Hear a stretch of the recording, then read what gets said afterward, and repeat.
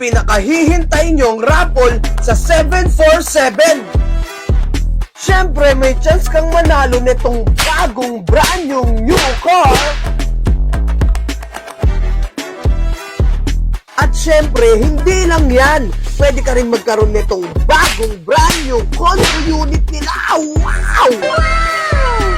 At limpak-limpak na papremyo ang pwede mong makuha rito. At ito ay nagkakahalaga ng 21 hindi ko na mabilang, basta ito yung pwede nyong mga mapalalunan. Napakalaki at napakadami.